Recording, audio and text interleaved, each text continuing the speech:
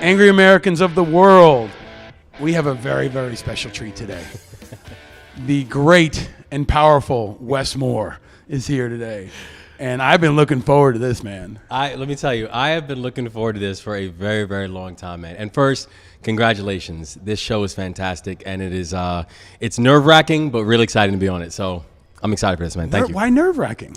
Because I know you, and I know you'll go anywhere with stuff, and it's one of the reasons why I love you. But for an interview format, it's scary as hell. So and you've been on pretty much every show under the sun. Yeah, and this one is actually one of the ones where you're just not sure exactly how to prepare, but you know you better prepare in some way. So outside of this show, what was the most intimidating show you ever went on? Stephen Colbert. I agree. That's actually a really scary interview. I agree. And did he do the same thing? So when I remember right before I went on his show, he came into the green room, and I'm sure he does it to a lot of people, but he comes in and he says, "Hey, introduce myself." And I'm like, "Hey, I know who you are. Nice to meet you. Thanks for having me on your show." And he says to me, "I just want to let you know, in 10 minutes, you're going to meet a real jackass." 100%. He's like, you're going to meet someone who doesn't know what he's talking about, but he thinks he does. And he said, I'm just going to give you two pieces of advice. One, take it all with a grain of salt. And two, try to educate him as much as you possibly can. And he's like, you got it? And I was like, I got it. And he's like, I'll see you in 10 minutes. This is when he was on the Colbert Report. That's when he's on the Colbert Report. Yeah, I did the Colbert Report like maybe a month after it launched. Wow. And I did it, I think, 2 or 3 days after he did the White House Correspondents' Dinner where he shredded Bush. And it was when a lot of people still didn't know he was in character. They didn't know it was a shtick. And he and I had an interaction where I could tell, I mentioned it, I said, you were amazing at the White House Correspondents' Dinner.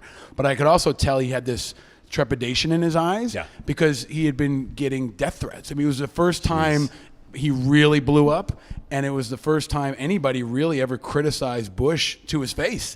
And he was sitting like 5 feet away from him, but he came in and did the same shtick. He said, look, I'm going to be a real jerk. I'm going to be in character, and then, things are going to change. Yeah. And so it was a really cool experience, but it's like getting interviewed by a rattlesnake. Totally. Because you don't know where he's going to go. Nope. And you can only play with him but so much before eventually that snake is going to strike you. At some point, you know it's coming, but the thing is, you don't know when. Only the snake knows it. And that's the hard thing about it.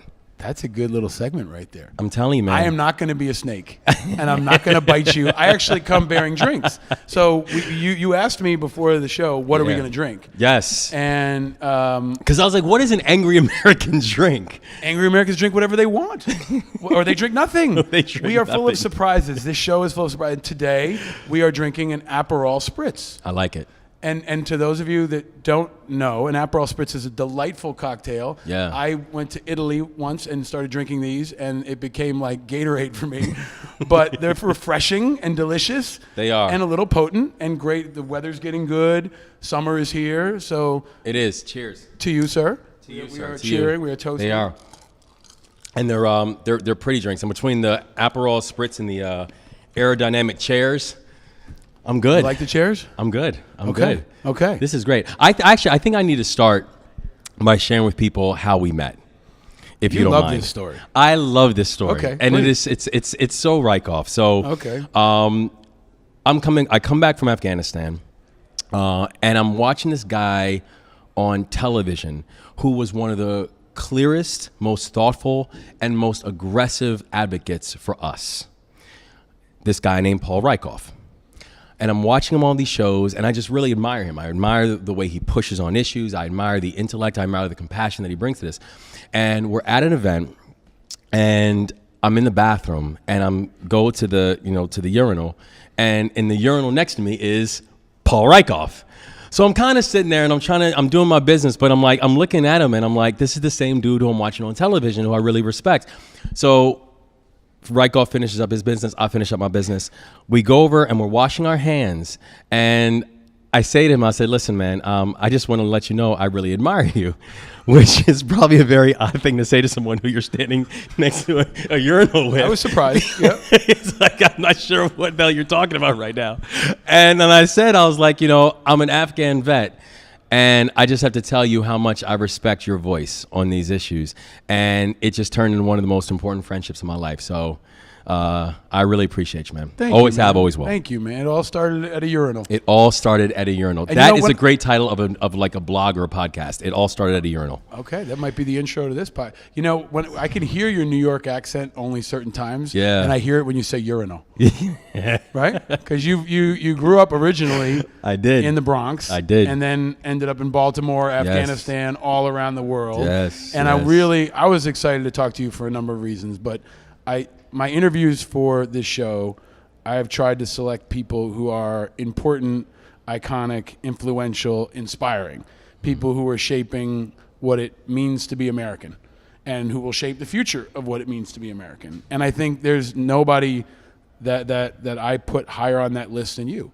Wow. So I'm glad we could finally make this happen. You're also the only person that's brought a security / staff / entourage with you. The great Brian Jones is here.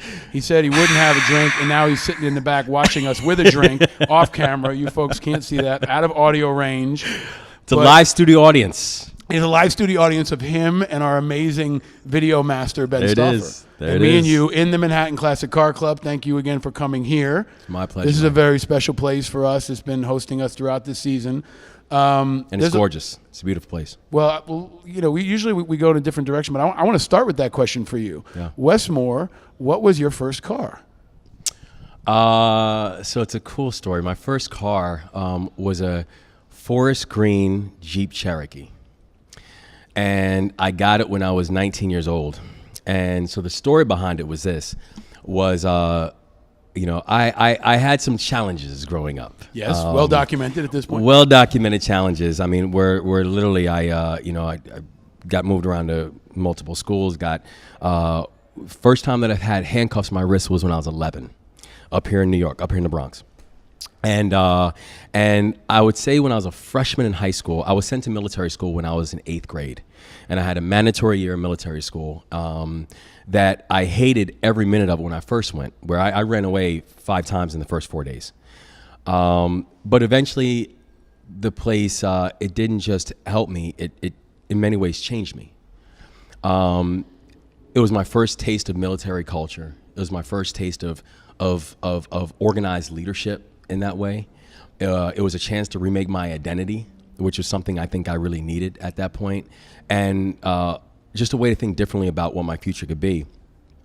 After that year was over, I had the choice at that point to go back to school. We were back down in Baltimore. I had the chance to go back to school in Baltimore if I wanted to, and I said, actually, if it's okay, I'd like to sit tight. I ended up finishing high school there.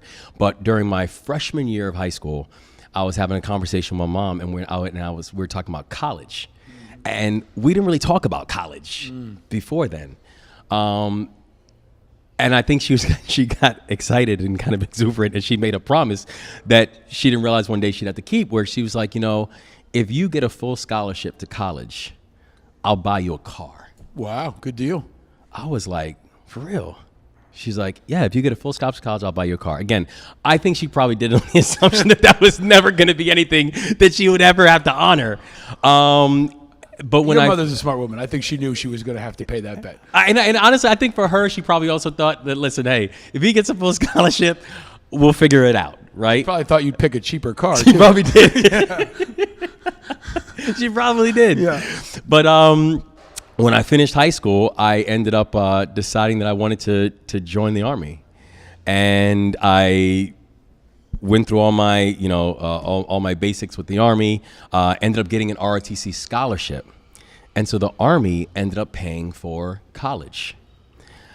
And so technically, I mean, even when I made that promise with her, of course, I was like, oh yeah, I'm gonna get a basketball scholarship. Right. I'll be playing for Syracuse. Right. But it's a full scholarship. No matter how the money comes, it's a full scholarship.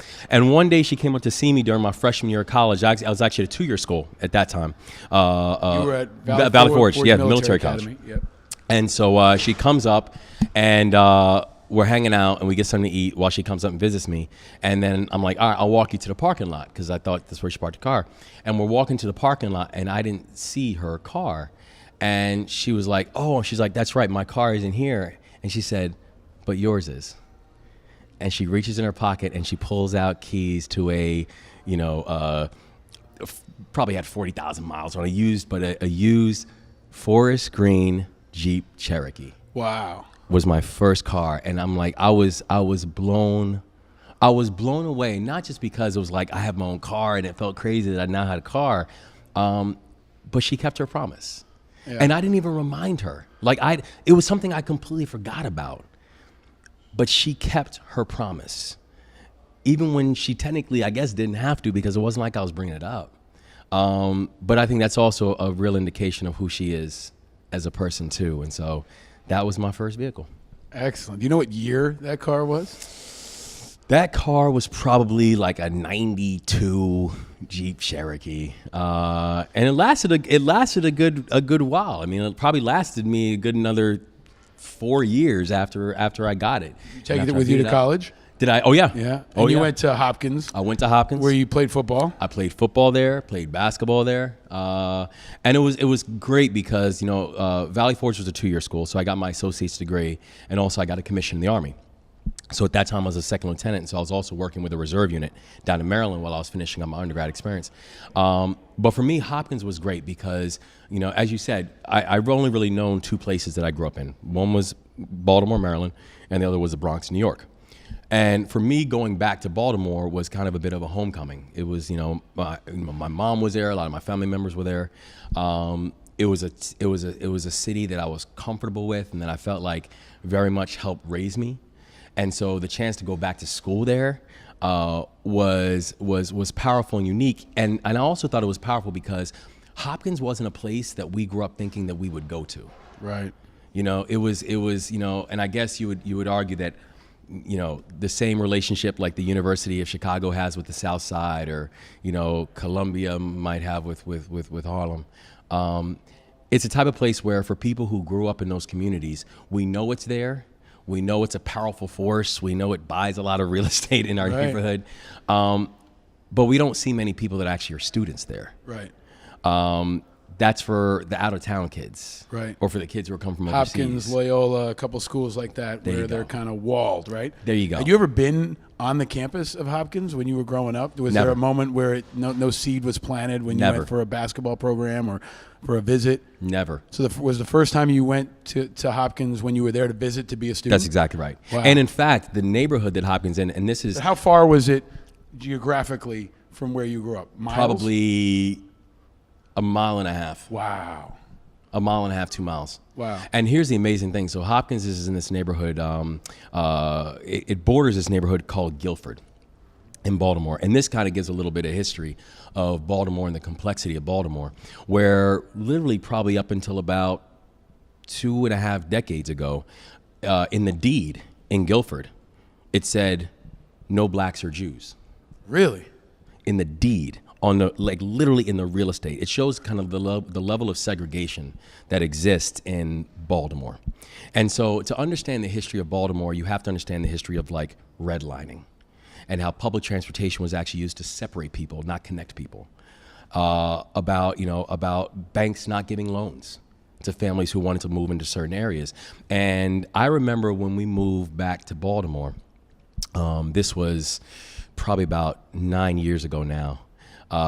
When I was first talking to my wife, Dawn, who loves Paul, by the way. And I love her. She's amazing. She's awesome. Force. Yeah, she's You're awesome. surrounded by some pretty incredible women. Amen. Your mother and Dawn and your daughter. Yes. Amen. And when we first moved back to Baltimore, because she's from New York, and so we were kind of taking her away from her hometown to bring her back to my hometown. And so she's going through and since you're willing to do that for me, you pick the house. Okay. You pick where we're going to go, and that's where we're going to go. And so she picks up this house, she's looking, and she's like, I think I found it. She sends this link, and I'm like, what neighborhood is it in? Just out of curiosity. And she says, Guilford. And at that moment, I retreated to being a 12-year-old kid again, who my mom told me, don't go to Guilford. Wow. Because Guilford wasn't a place for young black kids. Wow. It was a place where if you went, you were going to be harassed. If you went, you would have neighbors call police on you. And I felt like I almost retreated to being that 12-year-old kid again. And so when she said the words Guilford, I immediately, almost just instinctively, I said, we can't go there. Like I was 12 years old again. And and I'm amazed at how it really has become a beautifully diverse neighborhood now, an inclusive neighborhood now. Is that where you ended up living? That's where you ended up going. Yeah. But the history Yeah. is so present and undeniable, particularly for those of us who had to come up with that as a distinct reality about where we called home. So this is a lot of your story. For folks who haven't read your book, they should. And you've been a champion for the poor, for veterans, for kids trying to go to college. I mean, you are like the guy who punched a hole through the door and is pulling everybody else through it. Like, that's now your story. Yeah. There's so many different directions I could go with you. And I do kind of go back to that 12-year-old point. You said you were 11 when you had handcuffs on you for the first time. Yeah. I think I was 12. Yeah. I haven't talked about this much, but I think I was trying to remember the first time. I remember that when I had handcuffs put on me, I got pressed onto the hood of the cop car, and the hood of the cop car was hot. Ugh. And the guy, it gets worse. So I'm pushing on the front of the cop car, and he pops me on it again. And at some point, and I was a pain in the ass. Yeah. I looked up, and I'll never forget this. His name was Officer Quick. Wow. And I saw that on his, and I thought that was really funny. And so I just went, and boogers flew out of my nose on the top of his cop car. And then I knew I was fucked. Then he hit me again, and then he pushed me in the back. But that was like one of my very first interactions on the bad side with the police. Oh, wow. And was not the last time I was handcuffed growing up, but it was very formative in shaping the way I viewed that entire experience. But I also realized at that point, my life could have gone in a lot of different directions. You've had those points so many different times, and you've written about it. There's now going to be a movie about your life. Yeah. What if you think back to that 12-year-old kid, or you think about someone who might be listening right now who's going through hard times? A lot of what you do is motivational work and inspirational work. What's your message to that kid? You know, I feel like, damn, I didn't even know that story about you, man. Yeah. I feel like one of the biggest challenges I had at that moment was, and I feel like for so many of us, right, for so many kids in those situations, you feel like you're alone, right? You feel like no one hears you. You feel like no one understands you. You feel like what you're going through, you are completely navigating this thing solo, which I think both influences the decisions you make, and I think it also influences the impact that you think your decisions have, because you don't understand, you have no context on how this is actually impacting everybody around you. The thing, and I think one of the lessons that was really important for me was when I finally got to the point of realizing that not only wasn't I alone at that moment, that I was never alone.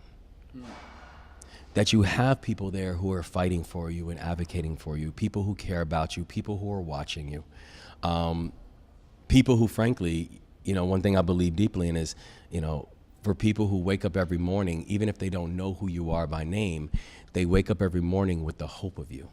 And the hope of you is enough for them to wake up and fight, right? I think it's important for every kid, every young person, every person who's navigating this process to know that you are not alone in this. You're part of a much bigger legacy. You're part of a much bigger journey. You're part of you're part of a DNA of fight and struggle and victory and loss and victory after that.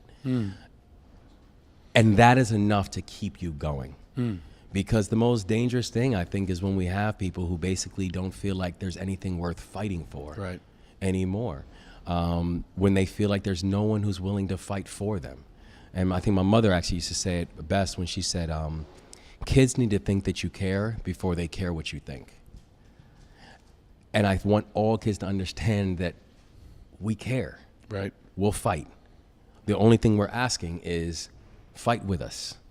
Be our ally in this, because that's the only way we're going to be able to break through. So when you were young, were you angry? I was angry. Yeah. I was really angry. Yeah. And if I, this show is about turning that anger into something productive, into something positive, but also recognizing that it's real, it's a truth, it exists, and I think it's warranted. There are plenty of people who have a right to be angry, who should be angry, especially given some of the stuff that's going on in the world and in their communities. Police shootings are a great example of a reason why people should be angry, I think. But when I was, 12, 13, 14, for me it was football. If I didn't have football, I probably would have ended up in jail or somewhere else. That was the place I could go to kind of channel that. And it was a place where my coach was a Vietnam vet. He was one of the only black head coaches, I think, in the state at that time. And he turned to me and he said, I was a freshman. And he said to me, I had long hair and an earring. I was going through a really fucked up time in my life. And he said to me, kid, I'm going to make you an all-county center. And I was like, I don't want to be a fucking center. And I was 175 pounds, 180, maybe 180 pounds. And he put me at center, and he put me across from a guy named Selwyn Camper, who was over 300 pounds, who was getting recruited by Georgia Tech. And he just worked me and beat the hell out of me every day. But I learned, and I gained confidence. And he was the first guy who really believed in me and told me, there are others who believed in me, but really channeled it and focused it and saw something in me and also kind of set a vision for me. And I ended up being all county as a junior. It happened a couple years later. But he kind of set that goal for me and channeled that anger. So all that is to say, were you angry back then? And how do you look at that? And now you have 2 kids of your own. Yeah. Your son's going to go through that. Your daughter's going to go through that at some point. Do you think about that? All the time, man. But I think, so the answer is absolutely I was angry. And I think, to your point, I think we had reasons to be. Right? I think that, when we look at the anger that so many people are feeling, exactly like you said, it was justified. Because we knew, I grew up in a neglected community. I knew that we didn't have the same thing as other people had. And I knew, and I felt in my heart that it was because of conscious decisions. Right. And so I think there was a reason, there was a justification for the anger that we felt. And, I think for me, one of the big things I think helped to channel that for me, the same way that football did for you, it was for me, it was the introduction of leadership. And that's where I think, sometimes when people say, well, the military is great because, they make you wake up early and they make you do push-ups and it's discipline. Fine, I guess, but that's not what made the military structure special for me. What made it special for me was the fact that they actually put me in charge of something. Right. And they made me accountable for something other than myself. Right. And I always say it's like the plebe system. You learn a lot about yourself in plebe system. You learn what you can tolerate, and you learn about this brotherhood and all that kind of stuff. Explain the plebe system. So sorry. Yeah, so the plebe system, it's almost equivalent. Like it's the basic training of military schools, right? It's when you first start off. For us at that time, it was a 9-week long process, and they basically cut you off from the outside world. It's no phone calls, no radios, no televisions, no nothing. You're either going to succeed as a team or you will fail as a team, and the choice was yours, right? But really what they want to do is, kind of the whole analogy, which there's actually a lot of truth to it, is they're going to break you down as an individual so they can build you up as a collective. So you have that sense of responsibility to the person to your left and to your right. Once you complete that plebe system, and once they kind of go through that process, relatively early, they're going to put you in charge of something. And they're going to put you in charge of something small at first, but they're going to put you in charge of it because they want you to feel what it means to be responsible for something. And so, they tell me, okay, Moore, you're in charge of this hallway, and if the corridor is clean, we'll congratulate you. If the corridor is dirty, then Lord help you, right? But it was my job. And so if Rieckhoff is part of my squad, and I see Rieckhoff, drinking a bottle of water and then throw the bottle on the ground, well, I'm scooping Rieckhoff up because I'm like, I'm not going to get in trouble because Rieckhoff can't find a trash can. Right. You know what I'm saying? And so it's like, then they're going to look at that, going to say, all right, Moore, nice job. Now we're going to promote you. Now you're a squad leader, right? And then you now have these 5 people you're in charge of in your squad. And if Rieckhoff is in my squad, if you show up 5 minutes late for class, the teacher's not going to go to you and say, Rieckhoff, why are you late? The teacher's going to go to you and say, Rieckhoff, who's your squad leader? Right. And they're going to come find me. And they're going to say, Rieckhoff was 5 minutes late for my class today. Why? Well, I need to have an answer because I'm in charge, right? And so then they notice, okay, his squad's doing. Then you get promoted again. So there's this graduated sense of responsibility that and of leadership that the military taught me. The fascinating thing that I don't think I even fully understood until I got older was how paralleled it is with the street. Where when people talk about how complicated gangs are and drug culture and all this kind of stuff, when you really think about it, that's not true. They're not complicated. They are basically, they've taken the same formula of every military organization and every Fortune 500 company, and they've carbon copied it. Right? It's a hierarchy. It's a hierarchy. Yeah. They don't recruit kids to be kingpins, right? They give you the little job, and you're the lookout. And your job is to yell whatever the name of the day is or name of the week is. And they give you that job because if a cop grabs you and you can just simply say, get your hands off of me, since when is it a crime to yell for my friend? When actually they know what you're doing. You were tipping people off that a cop just entered the area, but you were yelling a name. They're not going to arrest you for yelling names, right? And so they let you go. And then they notice you do that well. It's like, all right, we're going to promote him. Now he's going to be a runner. He'll move packages from one side of town to the other side of town. The reason they recruited us at 9 and 10 and 11 years old is because cops generally don't check 10-year-olds with book bags. Right? And then you do that pretty well. Then you become a cash kid. Then you become a houseman. Then you become muscle. Then you become a lieutenant. It's the same graduated sense of responsibility. And so I think for me, one of the big things that I got and then the military really gave me was this sense of leadership. Put me in charge of something. Every one of our kids, they want to be recognized.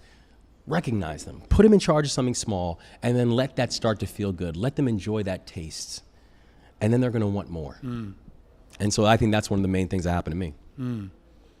So you've been shaping the understanding of that for America for going on a decade and a half now, right? Like if people think about Baltimore, for most people, and this is probably not everyone, they think of The Wire. Yep. Right? The Wire defined Baltimore in the same way Amazing show. Boys in the Hood did South Central. That's right. Or Menace to Society, right? That's right. But there was this period, maybe early 2000s, where it was being defined, and then Martin O'Malley ran for president. Baltimore is again thrust into the national spotlight. Yep.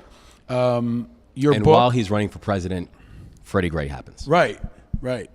And now the mayor of Baltimore is out. Everything is again in upheaval. Baltimore is again politically in crisis. You are a son of Baltimore. You know why? When you look at that, what do you see? And everybody wants you to run for mayor. They want you to run for something in Baltimore. But and I give you credit because you're fixing Baltimore in a lot of ways, frankly, that probably the mayor can't or the mayor won't. But why not run for mayor of Baltimore? Because I think we all have our path of impact, and I don't think for everybody it needs to be elected office. And particularly, I think it's not just about timing matters, it's purpose matters. Where I look at the work we're doing now, and both the work within Robin Hood as a poverty fighting organization, and in fact, Robin Hood is now, for the first time in the history of the organization, we launched this initiative called Mobility Labs. And really what Mobility Labs is looking at saying, what can you invest in and scale that actually creates sustainable economic mobility for people and communities? And we've picked 4 communities outside of New York. So can we pause there? Yeah. So you've graduated out of Baltimore, and now you're on a national stage. We had Zainab Salbi on recently. She had been interviewed by Oprah 10 times. You've sat down with Oprah. You've been a national thought leader. You've been on national media. You're shaping the understanding, but you've decided to focus your time as the CEO of Robin Hood.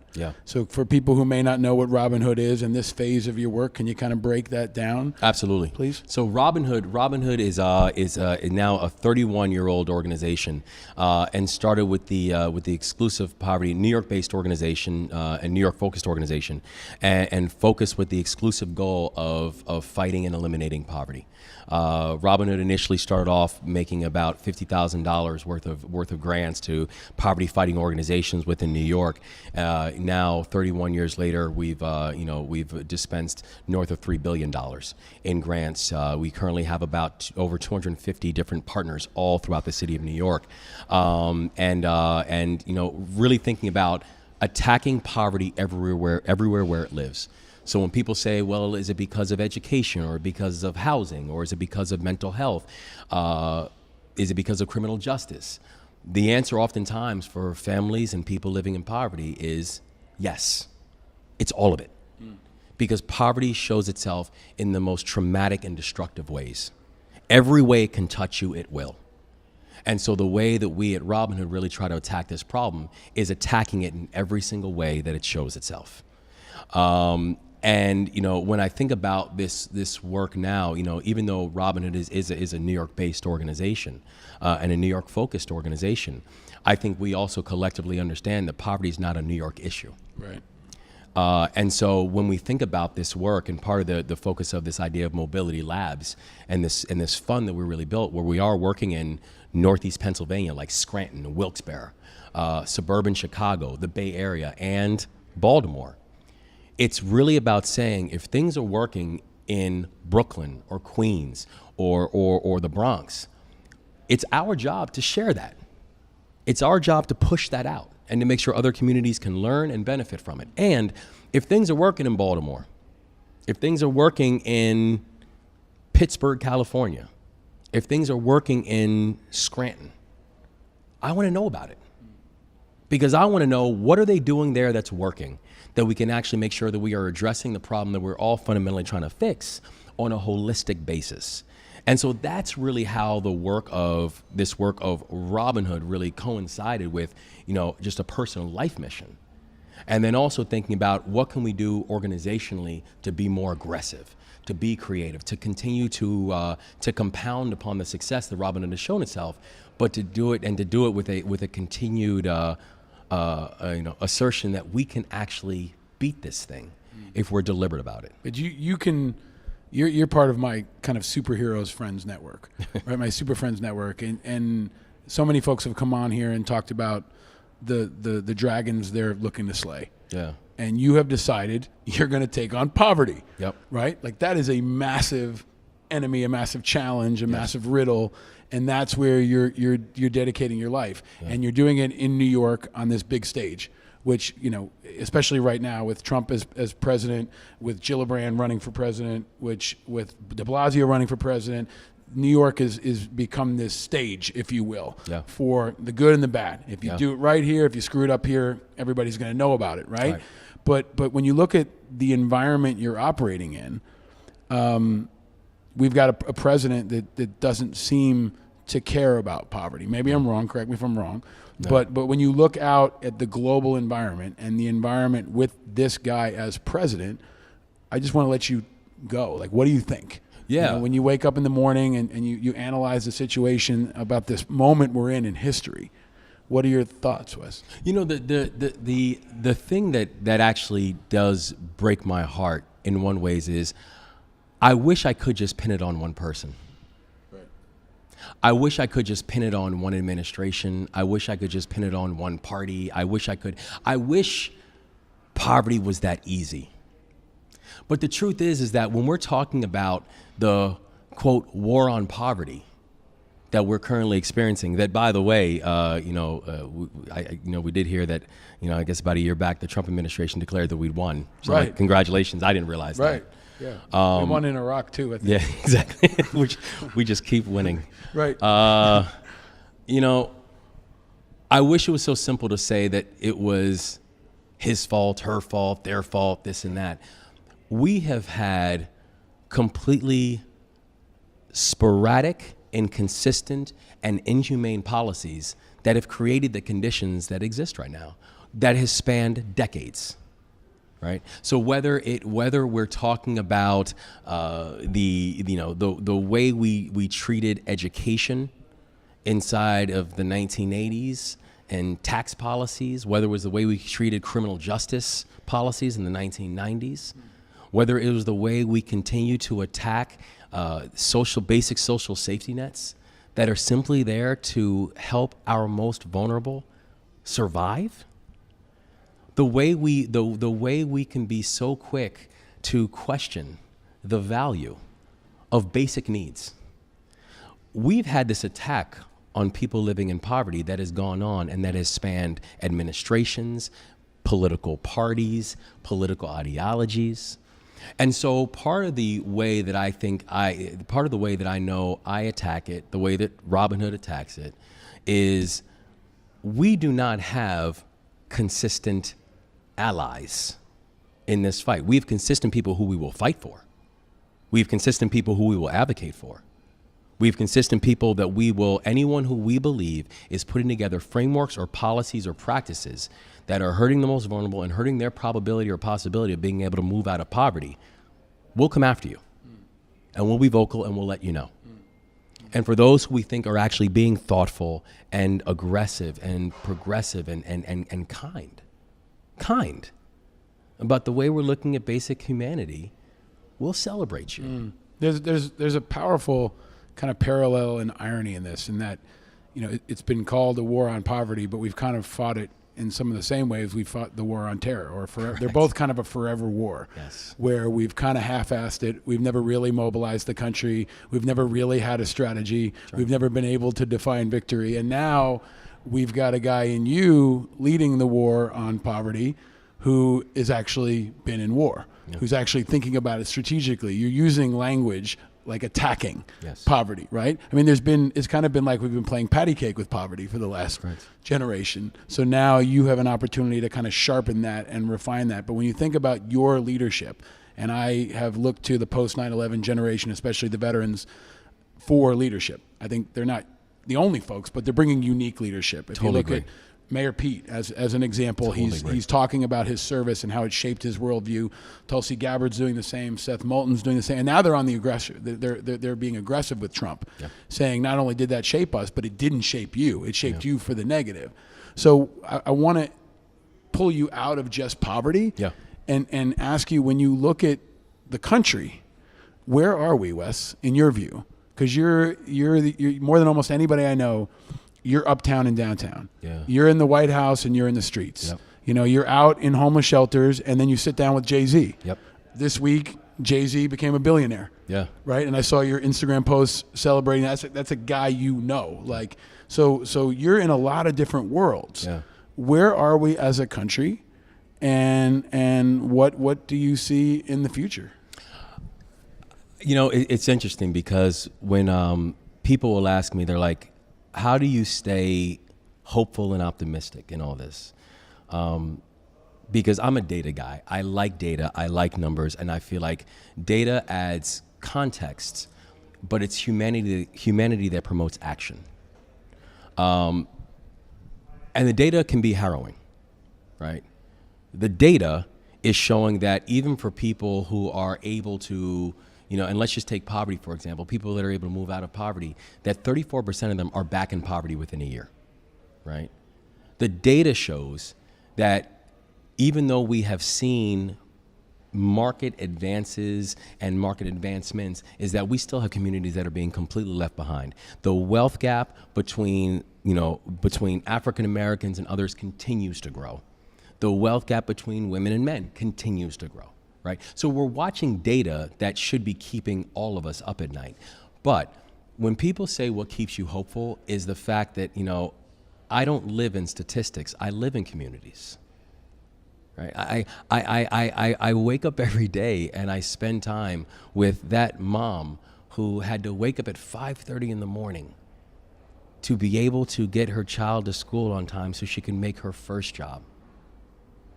I wake up every morning and spend time with the guy who's either returning home from combat or the guy who's returning home from Rikers, who's just trying to make a way as they make that transition back home. I wake up every day and I spend time with the grandmother who is now raising 5 of her grandchildren on her own, not living the retirement that she once thought that she was going to live, but just trying to make a way for these kids who without her would be thrusted into a foster care system. So given all that, I asked this of all my guests, Wes Moore, what makes you angry? I'm gonna be very specific on this one. Marijuana laws make me angry.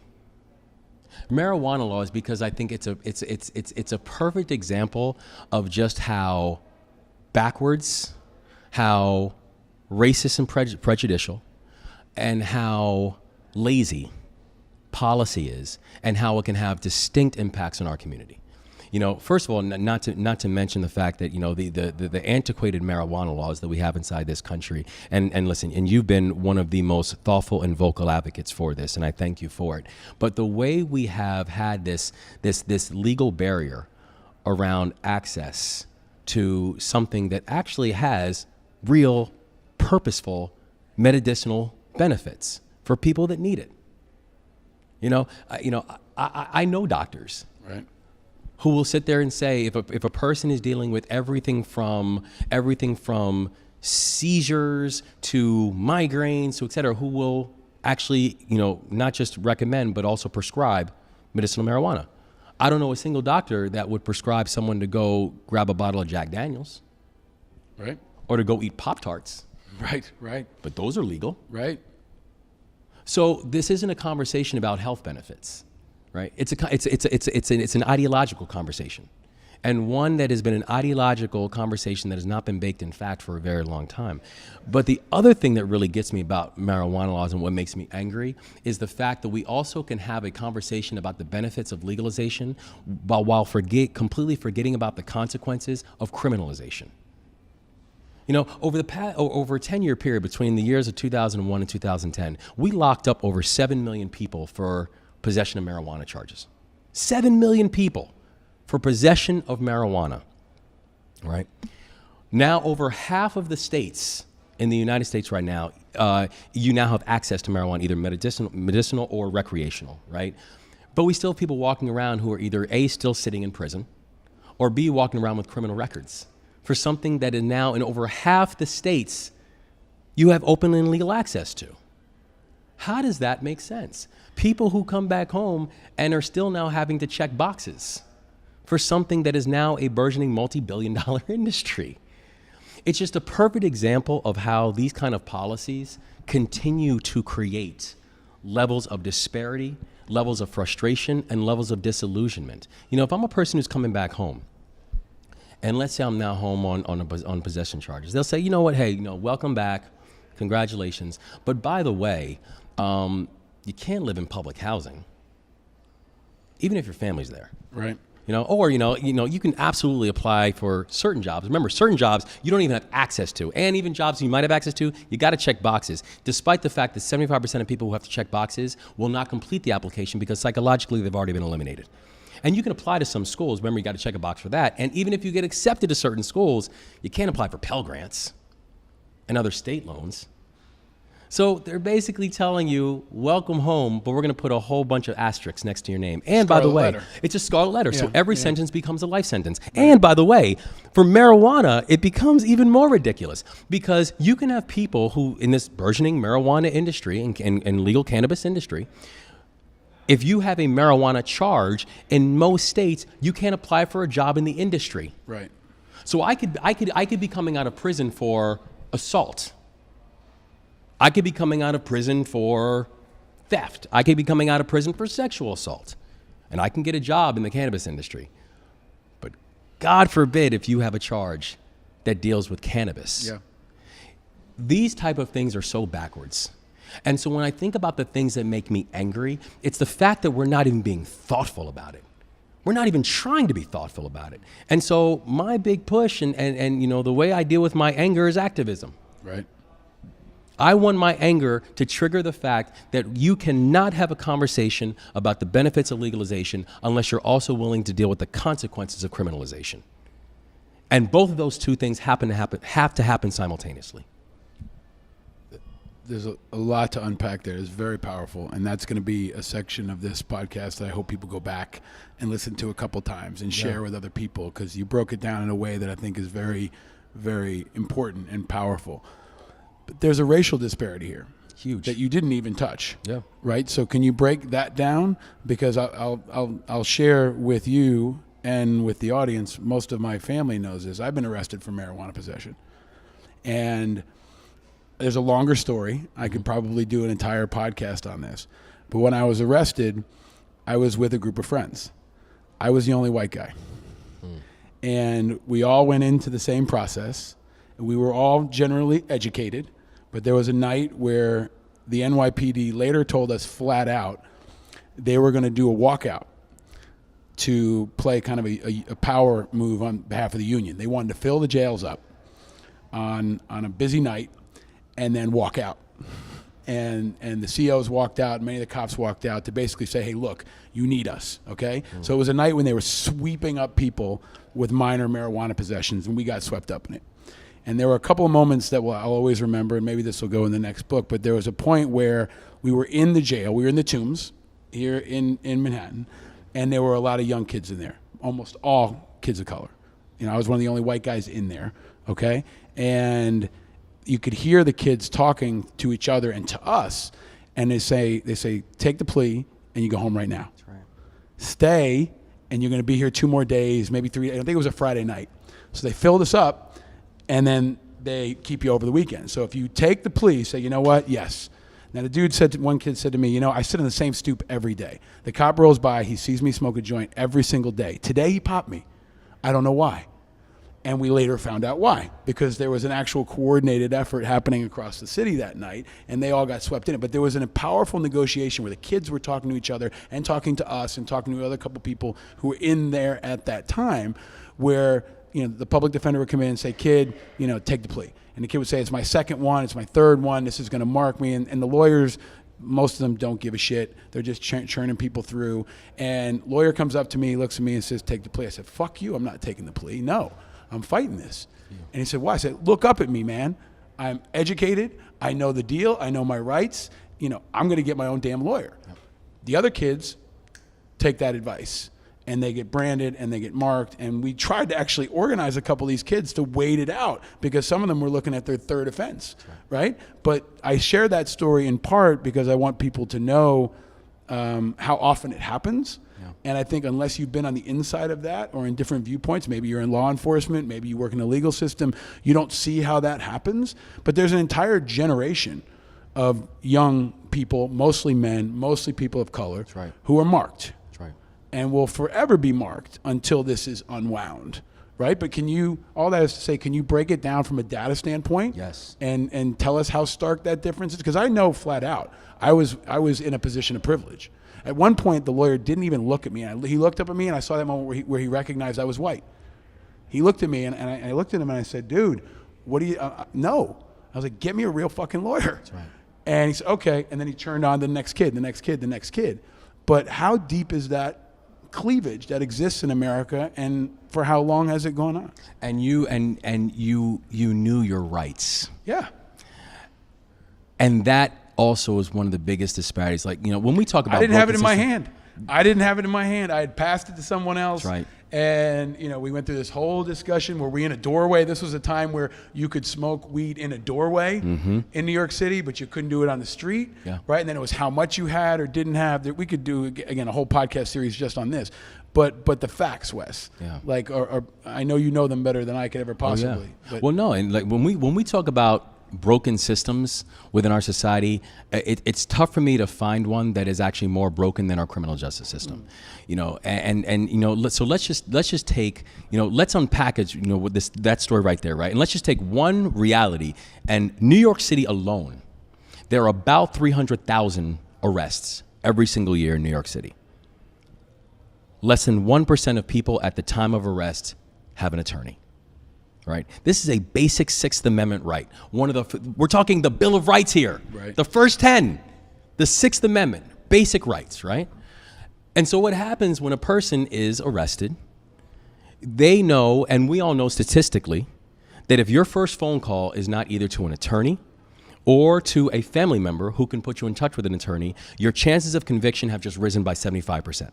75%. 75%, your chances of conviction have just risen if your first phone call is either not to an attorney or to a family member. I mean, one of the platforms that actually Robinhood invested in and built and created was a platform called Good Call, which is basically it's a hotline. It's using technology, a telephonic technology, to be able to address this disparity, because what it allows people to do is make a singular phone call, and it does two things. One, it puts you in touch with a family member. So your family knows who you are, which is a huge issue, because sometimes you'll have people who are sitting in jails for 2 and 3 days, and their family members have no idea where they are. And the second thing it does, it puts you in touch with a public defender. And Good Call has actually gotten the technology now down to the connection time is 38 seconds. Wow. And so what it does is when you have a public defender, by definition, you now have a lawyer. Because you have a lawyer, the questioning stops. Right. They can no longer question you. They have to work through your attorney. Right. But you're absolutely right. The problem is we have this cash bail. Move on to someone else. And they move on to somebody else. But we have this cash bail system that exists within our society where we have people who, even if the average bail is $500 or $600, $700, 45% of people in this country cannot afford a $400 emergency right now. A $400 emergency. So if I get arrested and I get picked up, regardless of what it's for, and my bail is set for $600, well, if I'm like pretty much the majority of Americans, particularly the majority of Americans who fall into the situation where if you come in and if you're living in a low-income community, if you're living in a black or brown community that are increasingly and notoriously over-policed, I'm going to sit there because I don't have the money for bail. And so what does that mean? Then I will get someone to say to me, listen, just take a plea, man. Just take a plea to let you go home. And so I say, listen, I have to get home because I've got to get back to my job. Or I've got to go pick up my kids. Or I don't want to get in trouble in school. I can't miss more school. So I said, I'll take. Or I'm sick of eating bologna sandwiches and there's no air conditioning here and this guy over here might punch me in my face. Exactly. Yeah. Right. I don't want to be here. I didn't. Or whether or not, regardless of the crime, I don't feel safe here. I don't want to be here. So I'll take the plea. Yeah. What most people then don't know, though, is congratulations, sir or ma'am, you now have a criminal record. Yep. You just took the off-ramp into a different life. Into a completely different life. Yep. Whether you understood what that meant or not. Yep. If you look at drug policies, and here's where race comes in, because you cannot talk about this without understanding the implications of race. Right. And how race has played into the criminal justice system that we have in play right now. Take drug use. Drug use is pretty evenly distributed, percentage-wise and a full basis when it comes to whites, blacks, Latinos, Asians, et cetera. Pretty much even usage. The arrest rate for African Americans when it comes to marijuana possession, 4 times. Wow. Difficult to explain how it could be the equal level of usage, but it's a 4 times higher chance you're going to be arrested for something. So we don't have a colorblind criminal justice system. We don't have a colorblind society. We have a society that when you look at the data and you look at the numbers, the way it deals with people of color, the way it deals with people in poverty, it's not even close. It's not even close. Brian Stevenson says something, he's a good friend. He's amazing. He's amazing. Folks who are listening, if you don't know who Brian Stevenson is, look him up. Watch his TED Talks. Yes. He's absolutely groundbreaking. He and is one of the most important voices. I hope you join me on the show. Maybe you can help me make that happen. I would love to make that happen because he's an important incredible voice. But please, he is. Please. No, but he has this line where he say, we have a criminal justice system where you would rather be innocent. You'd rather be guilty and rich than innocent and poor. 100%. Yeah. And it's crazy when you think about that. And since we cannot talk about class without talking about race in this country. Well, and we can't talk about race without talking about the president. Yeah. So what do you think, man? Like this is like this week, Barack Obama was at the Toronto Raptors game and got a standing ovation by 40,000 people. Yeah. And our president is being protested in hundreds of thousands. And the presidential candidates have attacked him as racist. The race is an issue now already, but it's compounded by a president that seems entirely, at best, tone deaf to issues of race. Yeah. How do we as activists deal with that? Assuming he's there for another year and a half, right? Let's just assume that is the case. Yeah. How do you and how do we talk about race without talking about him and his behavior and his perception and his leadership, which is often for the negative with regard to race? Well, and I think it's impossible not to, because I think even some of the things that we've seen, whether they be some of the policies that have done nothing besides, except for continue to increase that the race wealth gap, for example, or the basic dog whistling that's taking place. But the truth is, and I think Dave Chappelle actually said it best once when he said, Donald Trump didn't create the waves. He's just a great surfer. That's right. And I think the thing that all of us as activists, there's 2 things we have to do. We have to, over the next year and a half, make sure we can push back in every way and every time that we see it. And again, that it's not even just a Trump administration thing. I'm very clear. I will go after anybody, regardless of political party, if I feel like both the policies that you are pushing and or the language you are using are going to impact communities that I care deeply about and love. The other thing that I know, though, is come a year and a half, let's not forget about the things that actually made the Trump administration a reality. And if that's the thing that we want to go after, let's make sure that we're not forgetting that. When people talk about it's the voters who switched and went from President Obama to President Trump, or the voters that decided, is there a portion of that? Absolutely. But you know what we also had? We had a sharp decrease in voter turnout, particularly amongst African American voters. And so if you look at why, it wasn't like the biggest difference between, what happened in the election numbers in 2016 and 2012 or 2016 and 2008. It wasn't just about voters who moved. It was about the Obama coalition actually got people out to vote. So when you're watching the reality of literally tens of thousands of people in certain communities and states, battleground communities, battleground states, who just didn't come out and vote, we have to make sure we're reminding people of the urgency of making your voice heard. You talk about something, Paul, that I think is actually an incredibly powerful idea. We have to make sure we are protecting people's rights to vote. Voter suppression is real, and making sure that we are encouraging people, keeping people on rolls, but also making it easier for people to actually get out and vote. So does that mean early voting? Yes. The idea that I've heard you bring up, which I think is a brilliant idea, of the idea of saying, why not make Election Day Veterans Day? Yeah. Make that a gift that veterans can give to the American people. Yep. Where it's like, we're not, so if we make Election Day a holiday, essentially, we're not asking for an additional day. No, veterans have offered, and this came, from an idea that circulated in the veterans community, and I had a powerful conversation with Norman Lear, who's a World War II veteran. And, he really pegged it and said, as World War II veterans, we can donate our day. The ultimate sacrifice, the ultimate piece of patriotism would be to give up our day so people can actually honor veterans by voting. That's right. And for people who don't have a day off of work or a day off of school, and combine the two, right? Basically combine it, and it's a double whammy for patriotism, right? Yes. I think it's a powerful idea. I think it's a common sense idea. We're hoping that somebody will introduce legislation soon to actually make it a reality. I think most veterans will support it, but it can be the final act of patriotism from the greatest generation, for them to give up the day that they really propelled forward. And now at some point it's just going to be, empty parades and small numbers. We're going to go from 12% of the population to less than 1% of the population. So the parades are going to be like relics, but they could be channeled into something tectonically powerful, which would be to let everybody vote more easily. Right? And I think it would also be really powerful to, as if we need more reminders, but remind people of what was sacrificed in order for you to have the right to have your voice heard. Right.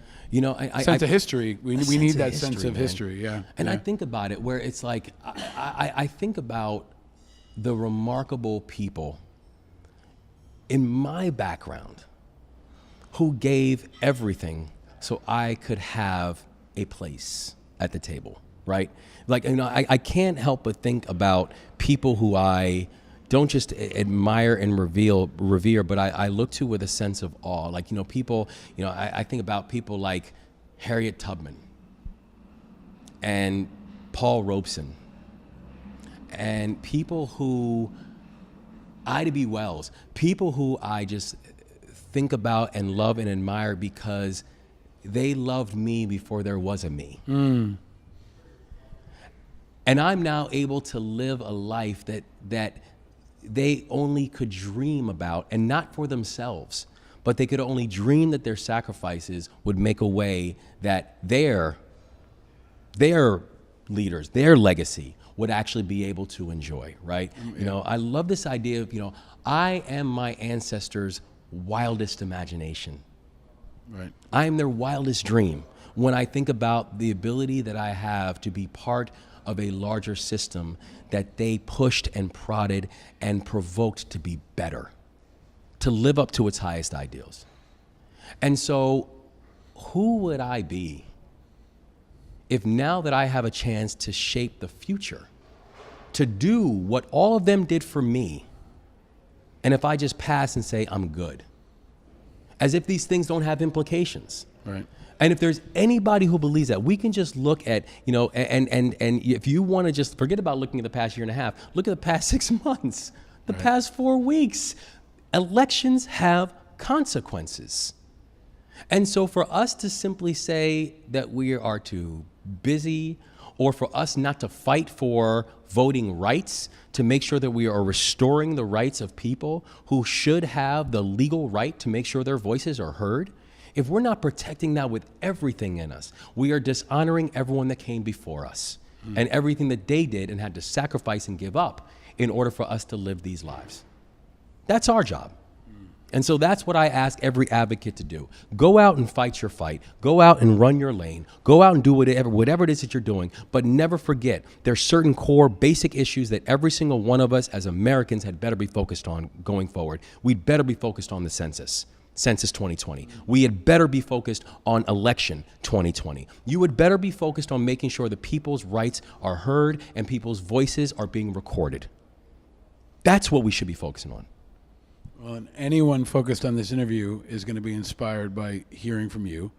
And from the very first episode with Willie Geist, we started talking about you running at some point for president.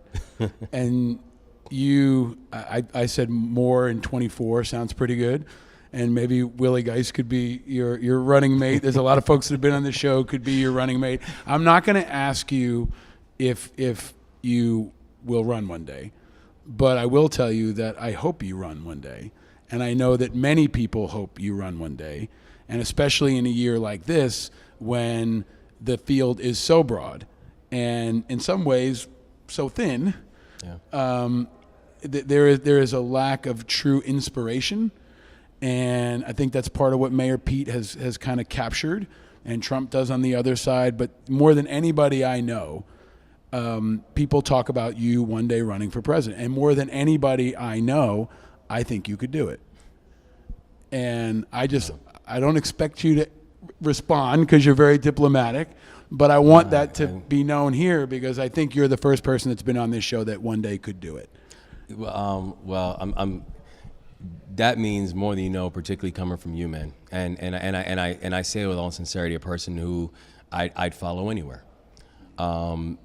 And that's the thing I believe with all of us in the work that we do, right? It's like, do your job well now. Focus on doing what you're doing right now. Yeah, but also understand, I'm going to do something they never do on TV, which is interrupt you, yeah. right? And tell you that I'm also gonna push you, right? And you just like you push me and our friends push us, especially at this moment in time.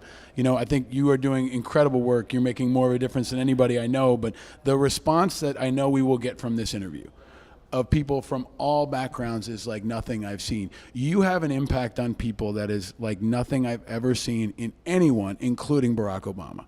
I have been around him. I have met him. He's not everybody's cup of tea. Sometimes he can be a little difficult for people. Others, of course, adore it. But when you're around him, he's got a magic that I think is like something we've never seen. I think Michelle actually has more magic. She's amazing. Right? When you're around her. Yeah.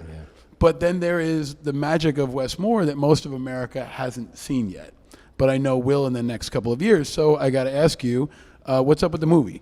There will be a movie about your life. There is, yes. That's coming. What can you tell us about the movie and what can people look forward to? So the Other Wes Moore was optioned by HBO and also Oprah Winfrey, who's serving as executive producer. And you know, and I'm really thankful because, as you know, man, there's like when you go through this process, people will pitch different ideas and we want to do this. I remember, and you know the story, Paul, but someone actually came and pitched to me making it into a comedy. Yeah, don't do that. I was like, I'm sorry. You could if you could do anything you want, but like. But you know, I think the thing that really why I became so excited about, particularly with this team, and it's a remarkable team that's working on it, is they're like, for the messages that you want to share and for the things you want to get out, they're like, not everyone has or just be honest will pick up your book. Right. So you got to find new ways of reaching them. You got to find new ways of getting the messages and the stories out. And I think one of the things that I really love about the frame in which they're talking about the film, we want to not necessarily just retell the story of the book, but we want to dig more into the nuance of this relationship between two guys who share a whole lot more than just a name. But on the surface, it's helping people to understand just how thin that line is between us and somebody else. But it'll also redefine, probably for a generation in some ways, what it means to be American. Yeah. Like we are going through this period where we're continuing to examine McCain's story, right? These stories of great Americans. Now when Obama's gone, people miss him, but a similarity is that they're the great American success story. Yeah. We've had a lot of folks on this show that have defined what it means to be American. I think your film, when do you think it'll be out? Next year? We're hoping, yeah. Okay, so for many people, especially young people, it could help define, and maybe more importantly, even for outside of America, right? There aren't too many recent great success stories. So I'm excited about that. I think it will help define for many people what it means to be American.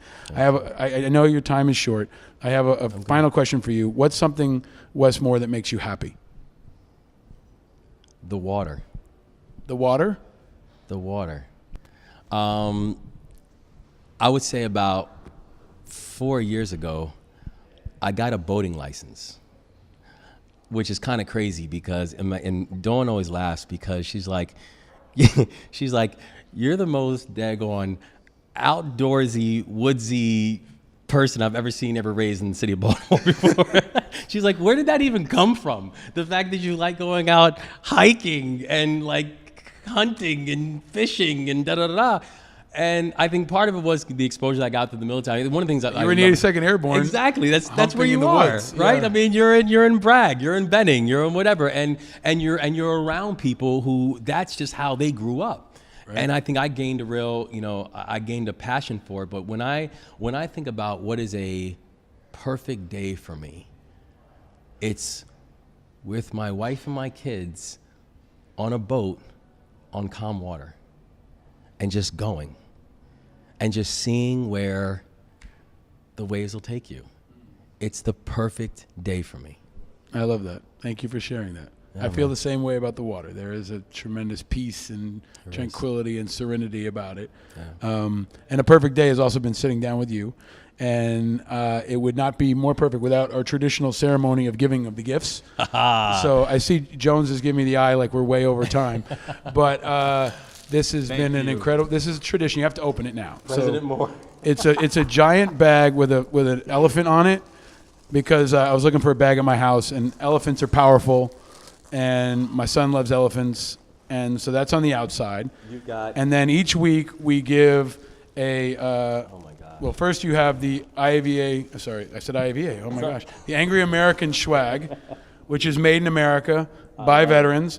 Now I have two sizes in there. I have one for you in both styles. These are on angryamericans.us. I also have shirts for Brian Jones. For those who don't know, Brian Jones is like a combination of your, he's like Sorensen and Reggie Love and Rahm Emanuel and like all these things in one. And met him through you. And he's an incredible American who is on your team. He is. And I will not miss an opportunity to salute you, sir, when you are off camera and out of earshot. But the first gift is each time I pick a specific American whiskey that speaks to me. I walk into the liquor store and say, all right, what is for my guest this week? And I'm going to put the mic over there so people can hear it. Jack Daniels, Gentleman Jack. Now, I didn't want to go with something overly expensive or overly fancy. You are a gentleman. You are the ultimate gentleman. You're a man of taste. You're well-traveled. You're well-educated. And I think, therefore, you will appreciate that Jack Daniels Gentleman Jack is really good. It is really good. I really like it. It's really good. And you're such a gentleman. It is really that good. I felt I must give that to you. I appreciate it. And it's so funny, actually. Hey, earlier Jones, in the interview. You are Jones is off camera. If you're listening, you can go to the Angry Americans website, see the video. Jones, can you look in and wave to the camera? There's Jones, also a post 9/11 veteran. And I got Jones. Jones is a great guy, by the way. So Jones is a grew up in Harlem, ends up enlisting in the Marines. Yes. And he gets the baby Gentleman Jack. Can you show the camera? You get. because Cheers. you're on the team. You're learning from the Jedi. We know one day, Jones, I want to get you in this chair and have another conversation with you. And I hope you run for office. Yes. I hope you run for mayor of New York, because we need a damn good mayor. And you have an incredible story that we can dig into another time. But I couldn't get you a full bottle, Jones. I had to get you a baby bottle. Well, this is beautiful. You're the first person off camera and off audio to ever get a bottle, but you get it because you're my friend and my fellow veteran and activist. And Wes, no team, no leader is successful without a team. Amen. And you've built a great team that includes Brian and your family and so many people in your extended network. Same about you, brother. And I got last question for you. This has been yes. So every guest this entire season, we've had pink, yellow, and blue Peeps, and we ask which one do you choose and why? I am actually going to go with I'll go with the pink, because it is my daughter's favorite color, and so in fact she actually just had a dance recital. She's really into dance now, and she's really good. And I know I'm totally impartial, but when as she ends up doing her performance, she ended up getting her flowers for her performance, and we got her this kind of this bouquet of pink roses, and she just kept on talking about how beautiful the roses were and how much she loves her color pink. So Pink Peeps is the choice of Wes Moore. Now that I gave Jones a little bit of liquor, I think that gives me another question. So I can't let you go. We could talk sports. We could talk music. Mm-hmm. We could talk a lot of different things. But Father's Day is coming up. Yeah, man. Can you talk about parenting for a second? Because you're one of the best dads I know. Oh, Dawn is one of the best moms I know. You guys have been like parental role models for me and Lauren as we raise our kids. But as Father's Day comes, vice versa, do you have a message for parents or for children? And I'm excited to hear you find formats where you can talk about more than poverty. Yeah. And I hope maybe this show and the other projects I do will be a place where we can expand on sports and parenting and culture and music, because they're all intersectional, I think, in so many ways. But dad advice, man, you give it to me all the time. You have any dad advice? Or parenting advice? I there was nothing. And I think partially because I didn't grow up with my dad. There was nothing in life that I think I looked forward to more than being a dad, right? And I'll never forget the moments when both of our kids were born. Like what that was like and what that moment was like, and it's just something that just always will just sit with you in the most peaceful place in you. That's where it sits. That's where that memory sits. And I like studied this. I would, read books on it, talk to people like, what's good advice, da da da da. One thing that I think I've learned and realized about parenting and about just being a dad is the best piece of advice that I can give people is going to be, it's twofold. One is you've got to make sure that you are creating the flow that works for you and your family. Don't worry about meeting an expectation on what this person does or what that person does. You need to find what works best for you and your family that gives you all peace. If it's not what other people know or understand, that's okay. It's not their life to live. Nor should you ever have to, justify rituals, traditions, consistencies that you have within your family. Find what works for you and your family and your children and embrace that and love it for everything that it is. One of the other things though, and I understand that not everyone's in the same situation that both of us are in, where we're not only we not only love our children, but we also are in love with our best friends, which are our wives. And so I understand that's not everybody's situation, but the thing I would ask people to do though is the best way to take care of your children is to take care of their mother or father. Right? When people, it's a piece of advice I give to every single new dad when they're like, what should I do? And my first piece of advice to them is always make sure their mom is okay. Because if that isn't if something there isn't set right, don't think that your child won't feel it, won't experience it, and won't internalize it. You make sure that their other parent or guardian or parental figure, make sure that they're good. Because if you're doing that more than anything else and more than you realize it, you're taking care of your kids. That's the best way to take care of them, is by making sure that the other people in their life, in their lives, are okay. That's good advice, man. That's good advice. Somebody gave me a really good piece of advice about parenting once that said, ask other parents for their advice. And that's a question I want to use in this show in the future. But when my wife was pregnant with our first and second, I'd say, oh, my wife is pregnant. So, oh, congratulations. And I say, are you a parent? And they say, yeah. You got any advice? Like, I asked everybody. I asked cab drivers, random people on the subway, traveling across the country. I was traveling around the globe, and I would ask people, and everybody had something. Yes. And it was just this additive effect. Yes. That was really, really helpful for me as a parent, as someone who was also that excited about being a dad. Yes. That was the thing I was more excited about than anything else in my life. And you take certain things and you incorporate them. Not everything, but you take certain things. I remember one piece of advice, and I know you're trying to get off the air, so I'll wrap up. We could do Joe Rogan style and talk for 3 hours, but Jones is over there shaking his head going, he's got to go. He's got to go. He's late for sitting down with Jay-Z and celebrating becoming a billionaire. Do you get to go to that party? Do you get to go to Jay-Z's I'm a billionaire party? No, there is a party, I right? don't. I'm sure You've there is. been to some interesting parties. Yes, and they're definitely those are podcast conversation parties and not necessarily network conversation parties. Yes. But I tell you one piece of advice that I got that I incorporated, and actually it's a mutual friend of ours, Brian Williams. Yeah. Where he was talking about. And now I should cautious if I should share, because I probably said incompetence. So Brian, I apologize. But he was talking about how when he was a young reporter, how he used to travel a lot. And he said what I started doing was writing notes, to my kids and telling them about, here's where I am and so on and so forth and what's going on and so on and so forth. So I always thought that was such a beautiful piece of advice. So even when I have to travel for work, I will always leave a note for both Mia and James.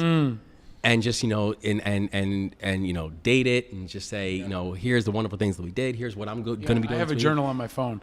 I've been writing to Ryder since he was born. It's beautiful. Yeah. Hey, man, here's what happened today. That. Yes. And if I get hit by a truck, hopefully it'll be on the cloud, and he'll be able to look back on that one day. There you go. And also understand the moment we were in, right? Beyond the pictures and beyond the Instagram, what was really going on in mom and dad's head. And I actually talked to him in my writing as though he is my age, right? Or an adult, so that whenever he wants, he can go back and look at it. He's going to process it. Yeah. And he's going to see the world through your eyes, and which will help to interpret what type of parent he is, right? And Mia actually, in fact, I adore her, but she told me, this must have been about 3 months ago. I didn't realize that she was, because I thought I was just writing them out. She showed me a box. She's kept every single one of those cards. That's cool. That's cool. Kids are the best, man. Well, they are, and you are the best. So I want to thank you again for joining us on Angry Americans, for being a part of my first season, this first foray into the media. You have been a very dear friend and a hero to me. And you've always had my back. Always. And always you've had the back of so many people in this country. You're just an inspiration, man. I thank you for giving so many people hope. And I know it's not all, parties with Jay-Z and free peeps, but, you worked so hard. You have been working so hard for so long. And I know that so much more is to come. But on behalf of the communities you serve, and even when my nephew was going to college and struggling through that decision, you were helpful. So many times you've taken phone calls from people and been there as sage counsel and shared your wisdom and your experience. And now at this point where you're sharing it with the country. So I'm grateful for it, for how many times you open up yourself. That's also a hard thing to do. And you've been very candid in sharing your own personal experiences. And it's awesome, man. When I look up and I see you on TV, or I read your writing, or I follow you on Twitter, all of which people should do, I'm rooting for you. And I think all of America is rooting for you, and the angry Americans are definitely rooting for you. And it's going to be exciting to see what comes ahead, man. And an early Happy Father's Day to you. And to you too, brother. Thank you. Congrats on Cheers. all. God bless, man. Thank you. Thank you.